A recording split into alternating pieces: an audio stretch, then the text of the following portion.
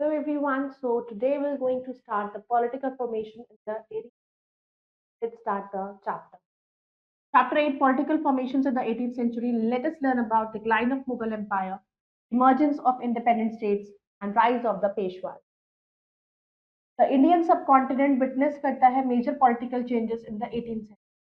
Period जो है औरंगजेब की डेथ और establishment of British Empire के बीच औरंगजेब की डेथ के बाद जो ब्रिटिश ने अपना एम्पायर बनाया तो वो जो बीच का टाइम था दैट वाज अ टाइम पर बहुत सारे इंडिपेंडेंट स्टेट्स राइज करे थे जिन्होंने रूल किया सब कॉन्टिनेंट वाज फ्रैगमेंटेड तोड़ दिया गया उनको डिवाइड कर दिया गया और अलग अलग रूलर्स ने उनको डिवाइड मतलब रूल किया अलग अलग पार्ट्स को तो इस चैप्टर में हम पढ़ेंगे उन रूलर्स के बारे में और पॉलिटिकल सिनारियो के बारे में ऑफ सब कॉन्टिनेंट जस्ट ब्रिटिश जब आए थे जस्ट पहले का जो टाइम आफ्टर औरंगजेब डेथ तो 18th सेंचुरी को मार्क कहा जाता है end of medieval period India में उस टाइम पर खत्म decline of Mughal empire decline of Mughal empire से क्या हुआ डेवलपमेंट मुगल रूल जो शुरू हुआ बाबर के साथ तो बहुत सारे डिस्टर्बेंसेस आए औरंगजेब के टाइम जब उसने रूल किया उसका long drawn war in the Deccan and his absence from his capital उसे एम्बिशियस नोबल मिला officials as opportunity to amass power तो बहुत सारे इंडिपेंडेंट किंगडम्स इमर्ज हुए इस टाइम पर क्या कॉजेज रहे decline of Mughal empire no law of succession Mughal tradition of succession में इनहेरिटेंस को डिवाइड किया ऑल द सन्स में however बहुत सारे इंस्टेंसेस ऑफ मुगल रूल में वन ऑफ द सन्स ने रिवोल्ट किया अपने फादर के अगेंस्ट ताकि उसको पूरा कंट्रोल मिल सके एम्पायर पर और वो that would wage the war against his brothers after the death of his father और उसने अपने फादर की डेथ के बाद अपने ब्रदर्स के साथ भी लड़ाई करी जिससे क्या हुआ मुगल एम्पायर स्पेशली औरंगजेब के बाद और कमजोर पड़ गया और नॉबल्स की पावर बढ़ गई as decided with one contender and then the next Aurangzeb की पॉलिसी औरंगजेब ने बहुत ही लिटिल कंसिडरेशन दिया for the willing support of the people and सारा support loss the support Rajput Sikhs Maratha Jats अपनी पॉलिसीज की वजह से उसने सब लोग उसको मतलब सबका सपोर्ट खो दिया तो सब उसके दुश्मन बन गए तो औरंगजेब का लंबा वॉर चला इन साउथ जिससे उसकी ट्रेजेडी निकली लेटर मुगल्स ने रूल किया कम से कम भी 150 ईयर्स तक सबसे prominent amongst them were Bahadur Shah ने 1707 से 12 तक रूल किया फिर फारूक सैयद ने 1730-19 तक एंड मोहम्मद शाह 1990 से 40 ये रूलर्स ना ही कॉम्पिटेंट थे ना ही एफिशिएंट जिससे क्या हुआ रूलर्स जल्दी जल्दी बदले और रेवेन्यू कम होता चला गया और रेवेन्यू कलेक्टर्स जो रेवेन्यू कलेक्ट करते थे लोगों से करप्ट हो गए जिन्होंने फायदा उठाया इस सिचुएशन का जिससे क्या हुआ इकोनॉमिक और पॉलिटिकल सिचुएशन कमजोर पड़ गई और रास्ता मिल गया फॉरेन इन्वेजन को और पीजेंट रिवोल्ट को नादिर शाह इन्वेजन नादिर शाह जो थे पर्शिया के उन्होंने भी इंडिया पर रूल किया 1739 पे और इस टाइम पे उनका इन्वेजन ने प्रूव किया कॉस्टली मुगल्स की उन्होंने डिफीट कर दिया मुगल रूलर मोहम्मद शाह को करनाल इन 1739 करनाल की बैटल में जो capture Delhi and plundered the city taking all it's wealth फिर वो वापस आए पर्शिया में बहुत सारी वेल्थ के साथ that the Persian citizen they were exempted from paying their taxes for free challenge from regional part बहुत से इंडिपेंडेंट स्टेट्स अरोज हुए out of the constant turmoil और वास्ट मुगल एम्पायर जो है वो बहुत ही वास्ट हो गया इतना बड़ा हो गया कि that to be administrate think about it which group of people challenge Mughal authority for the longest time in Aurangzeb emergence of independent states as we have studied earlier की डेडलाइन जो है डिक्लाइन ऑफ मुगल्स उनकी माइटी एम्पायर वो broke up हुआ into number of independent regional states बहुत सारे states बन गई अलग अलग ये जो स्टेट्स थी इनको डिवाइड कर सकते हो तीन ओवरलैपिंग ग्रुप्स में ओल्ड मुगल प्रोविंस प्रोमिनेंट जो इनमें था प्रोविंसेस में देवर अवध हैदराबाद बंगाल बहुत ही पावरफुल थे इंडिपेंडेंट स्टेट्स लेकिन रूलर्स ऑफ दीज स्टेट्स उन्होंने फॉर्मल रिलेशंस को ब्रेक नहीं किया विद द मुगल एम्पायर उन्होंने ऑक्यूपाई करा हाई मानसबदारी पोजीशंस को and enjoyed the trust and confidence of the Awadh ये वो पीरियड था जब बुरहान उल मुल्क सादत खान को अपॉइंट किया गया by the Mughal emperor Mohammad Shah as the governor of Awadh Burhan ने अर्लियर हेल्प किया मोहम्मद शाह को in overthrowing the Sayyid brothers and help किया उनको in consolidating his position gradually Saadat Khan ने अवध को रिड्यूस किया to the status of his personal territory by consciously reducing Mughal influence conscious करके द स्टेट उन्होंने अपॉइंट किया अपने खुद के लॉयल सर्वेंट को to various important position. Not all the revenue collection Delhi नहीं पहुंच सका। सादत खान सक्सीड हुए by his nephew Safdar Jang, जिसके अंडर जब उनका रूल था तो स्टेट ऑफ अवध एक्सटेंड हुआ up to Rohilkhand. Rulers of Awadh succeeded in establishing peace and justice, curbing lawlessness, improving the revenues of the state and organising एक पावरफुल मिलिट्री फोर्स उन्होंने organise. उन्होंने extend किया royal patronage to the growth of art and literature. 19th century में however constant interference जो है British का, that उससे क्या हुआ, decrease in authority and power of the Nawabs of. Do you know Bara Imambara Lucknow में है, वो नवाब असाफुद्दौला ने बनवाया था 1784 under a food for work programme. Since famines बहुत कॉमन हुआ करती थी उस टाइम पे, बहुत ही खाने पीने की बहुत ही कमी पड़ जाती थी, तो नवाब ने सोचा एक noble way of providing food कैसे दिया जाए लोगों को। जो कंस्ट्रक्शन साइट पर काम करते थे लोग तो उनको खाना इस तरीके से दिया जाता था। हैदराबाद फाउंडर जो थे ऑटोनॉमस स्टेट ऑफ हैदराबाद वो थे चिनकिलिच खान।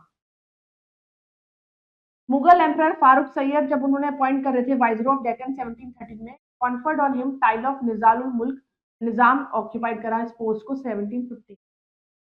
जब वो डेक्कन पहुंचे तो निजामुल मुल्क ने फाउंड करा autonomous state of Hyderabad in 1720। अब Mughal emperor unable to punish, Nizam को नहीं पनिश कर सकते थे क्योंकि उनको वाइसरॉय ऑफ डेक्कन बना दिया गया और ग्रांटेड हिम, उन्हें सेकंड टाइटल दिया ऑफ असफ जहा इन 1725। निजाम और उनके सक्सेसर जो थे वो प्रैक्टिकली इंडिपेंडेंट थे ऑफ द मुगल एम्पर, तो उन्होंने कंटिन्यू किया recognise later as their sovereign. Nizam undertook बहुत सारे रिफॉर्म्स को उन्होंने अंडरटुक किया to stabilise the newly founded state. To begin with उन्होंने रिवाइव किया एग्रीकल्चर को, इंडस्ट्री को, by giving incentives to farmers and artist. Secondly उन्होंने स्टैब्लिश करा पीस, शांति बनाए रखा, ऑर्डर्स बनाया, सारे जो डिसअफेक्टेड नॉबल्स को सप्रेस किया और curbing down theft and robbery. Thirdly उन्होंने बहुत सारे एफर्ट्स करे ताकि वो रेड्स जो है मराठास के प्लंडरिंग रेड्स को बंद कर सके। जब वो फेल हो गए इन सब में तो उन्होंने पीस लेकर आए with them by signing the treaties of मुंगीश्रंगरम 1728, वारना 1731 एंड दुराई सराई 1720। कर्नाटिक एक मुगल प्रोविंस था जो ग्रो हुआ अपने ही फ्लरिशिंग टेक्सटाइल ट्रेड। जब उनके गवर्नर की डेथ हुई तो निजाम ने ऑक्यूपाई करा कैपिटल को, एयरपोर्ट को, और अपना ही नॉमिनी प्लेस किया ऑन इट्स थ्रोन ताकि वो कंट्रोल गेन कर सके प्रोविंस। निजाम की डेथ 1748 में कॉज करा wars of succession in Hyderabad और कर्नाटक। इंग्लिश एंड फ्रेंच ने ऑपोजिट साइड ली इन वॉर्स के अंदर, जो एंड हुई with the second Carnatic war.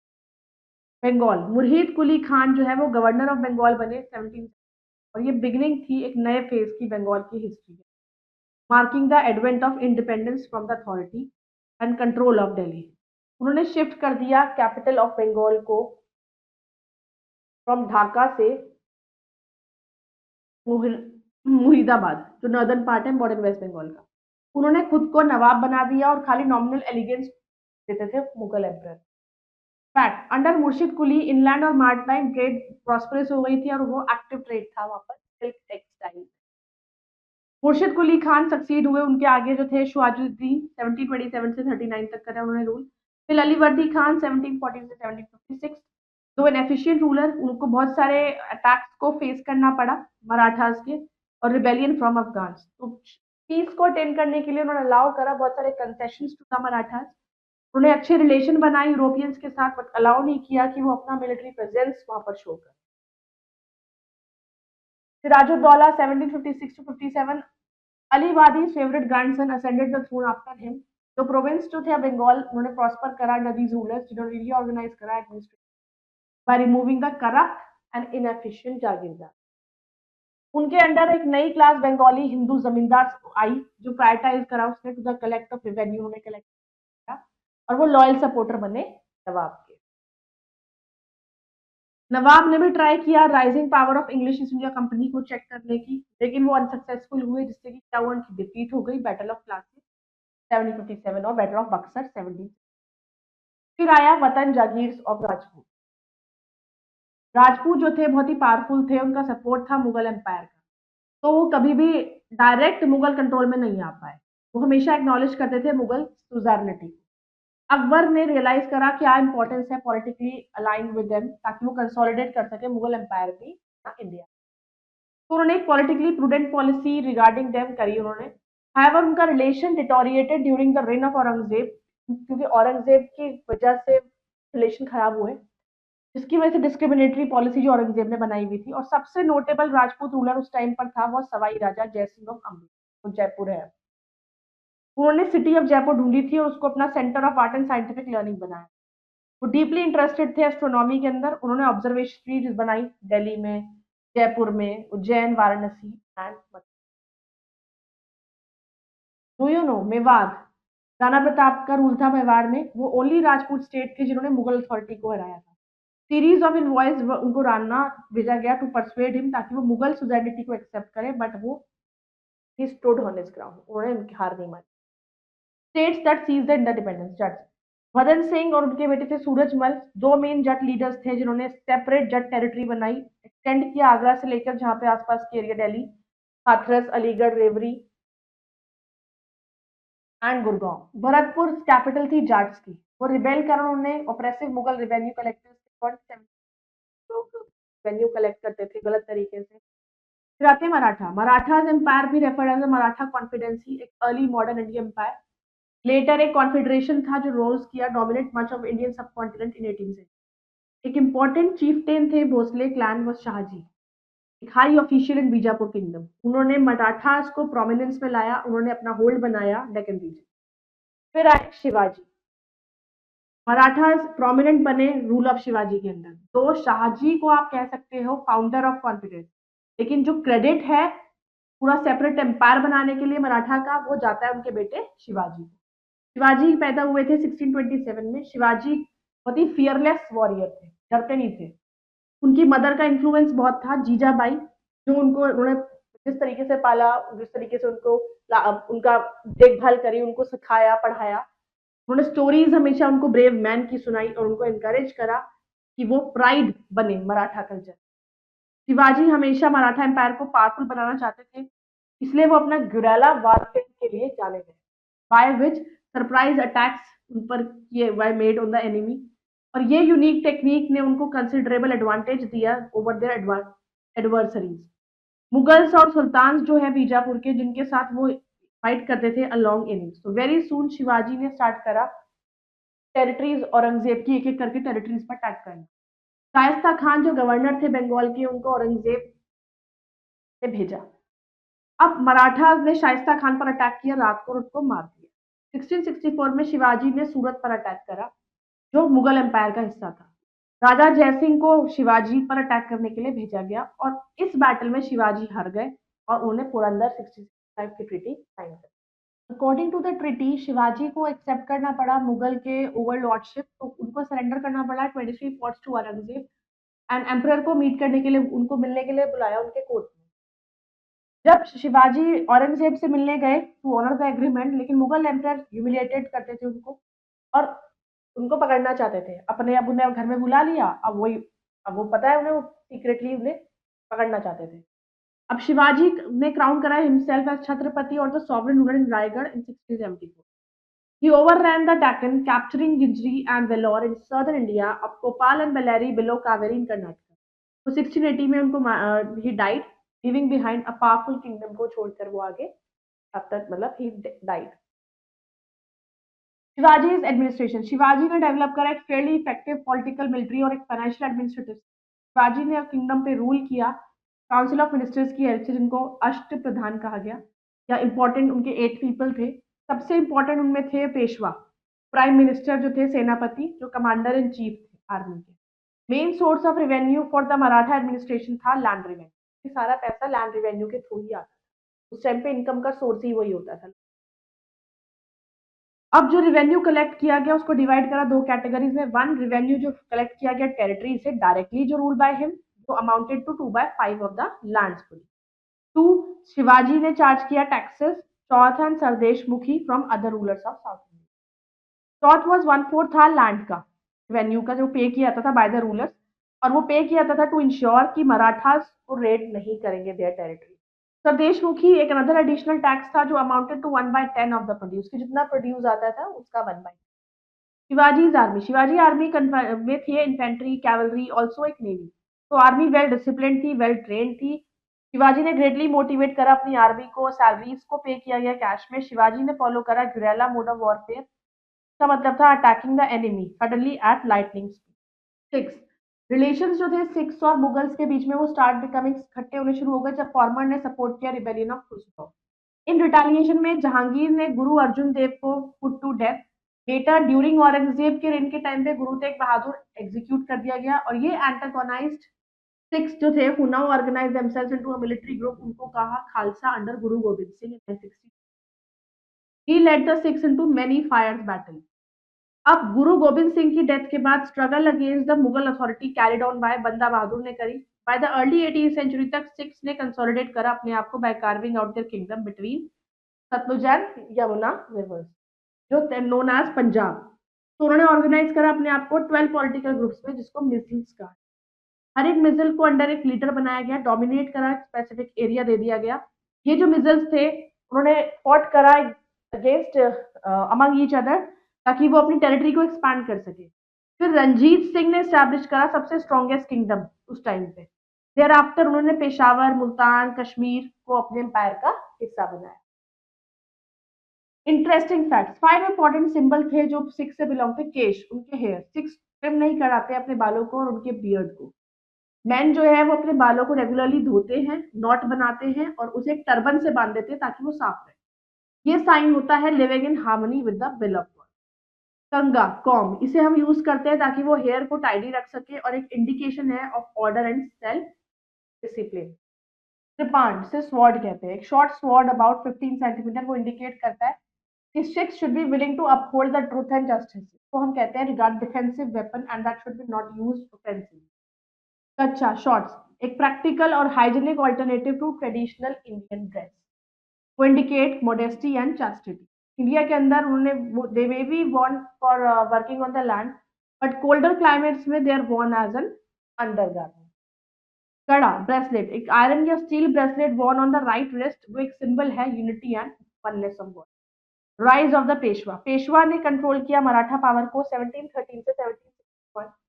Balaji Vishwanath 1713-1720, Balaji Vishwanath ने एडवांटेज उठाया मुगल एम्परर फारूक सैयद वीकनेस का और उनको फोर्स किया कि वो मराठा टेरिटरीज में वापस आ जाए, बाजीराव वापस कर दे।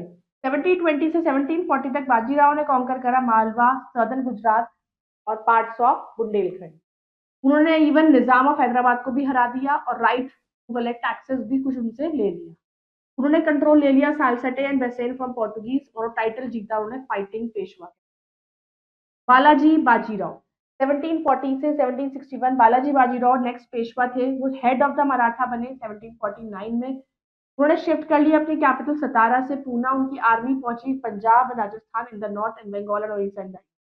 मैसूर और Hyderabad were forced handover territories थी, even they pay tribute. Under Balaji Bajirao Maratha power greatest था। 1753 में जो मराठाज ने दिल्ली पे कैप्चर किया, 1758 में उन्होंने सीज कर दिया Punjab from Abdali. Third battle of Panipat, third battle of Panipat ने शॉक कर दिया मराठास को। 1761 में एक फायर्स बैटल फॉट की गई अहमद शाह अब्दाली और मराठास के बीच। इस थर्ड बैटल ऑफ पानीपत में अहमद शाह अब्दाली ने डिफीट कर दिया था मराठास को और ये जैसे था कि blow to their power and prestige. Balaji Bajirao dying how they मर गए थे due to the shock of 1760। Summary of the chapter: Decline of Mughal Empire was due to the combination of many reasons. Decline began during the last years of Aurangzeb. Decline of Mughal Empire followed हुआ by rise of independent states of six Jats, Rajput, Marathas, Awadh, Bengal, and Hyderabad. Marathas came up as a powerful force under Shivaji and even challenged the power of Aurangzeb. Marathas became more powerful under the Peshwa, who proved to be very capable. Balaji Vishwanath, Baji Rao first, and Balaji Bajirao expanded the. Let's move ahead towards the exercise. Fill the correct option. Nadir Shah invaded India in 1739. The last Mughal ruler was Bahadur Shah Zafar. Which states were carved out of the old Mughal province in the 18th century? Awadh, Bengal, Hyderabad. The judges were farmers in the regions of all of these.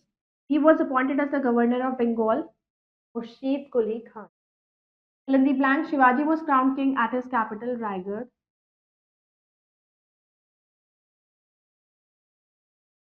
The sixth rising revolt under the leadership of Banda Bahadur.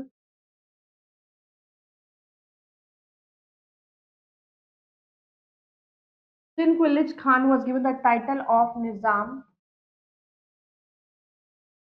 ul Hind. Murshid Quli Khan was the founder of the state of Bengal.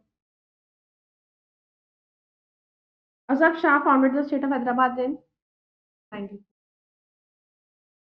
So I hope you all have understood this chapter. You can go through it again. We'll see you in the next video. Bye bye. Take care.